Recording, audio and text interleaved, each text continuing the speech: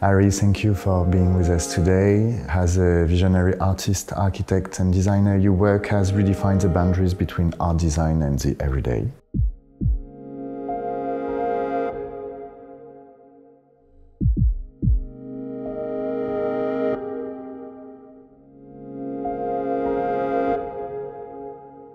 Your relationship with transforming discarded or everyday objects, it's really the key to understand Lèche-Vitrines, I think. Yeah. Transformism has been always part of my practice to express my ideas, essentially my fantasy about future, where I feel and I believe that every object we have now will have completely different value. Not because the function of this object, because the idea of just how we're trying to destroy our planet. I mean, we live in an era of consumption. Everything is consuming. And Lèche-Vitrines is perfect name because, you know, the idea of licking vitrine, has something to do with our attention that we can't fully control. And I think it has to do something with marketing.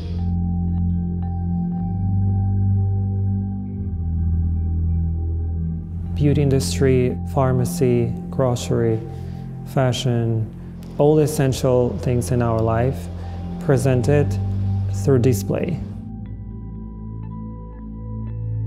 Usually it's some rectangular glass box protecting product there, which create a certain distance and also creating a very special desire because you can't immediately grab things. And it looks almost like holify, soulless object.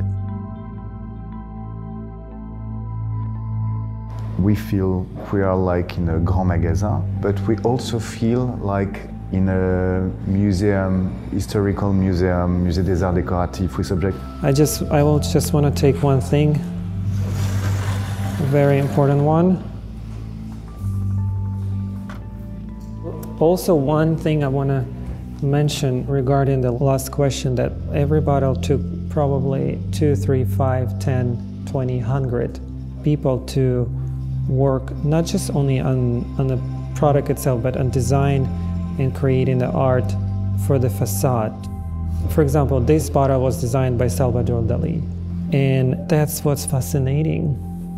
There's almost around 5,000 pieces at the show, and each one is their own personality designed by someone to make sure that the liquid inside or the product inside will have a very special packaging to grab your attention.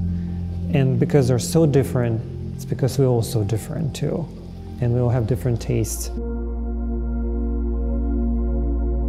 It's a mix of consummation. You have like beauty product, a lot of perfume, but you have also our everyday objects. So when I see this installation, it reminds me of a lot of images of the everyday. Behind an object, there are so many things in the same room that people might not know each other, but they will find something that speaks to them for their memories. It's almost an idea of Madeleine de Proust, Exactly. Like some feelings that have nostalgia, which I personally love, and I think it's really important to always evoke it. Without it, it's just so flat and not interesting. It also tells a lot about the people who spontaneously give these objects to you. It's like a whole performance, and we see the hand here. That object are linked obviously to personalities, and there's so much characters going on in this display. I think for me it's mostly sociological experiment of the way how people keep their objects and what is for them to give it. It's almost like a treasure. It's not about being greedy. I think it's more about to be an archivist and collecting things that you don't need. It's your first solo exhibition in Paris, more as an artist gesture. What it represents for you personally? When you work in design, you have to think of, heights and weight and durability. There are so many functions, and it was just kind of blocking my creative process.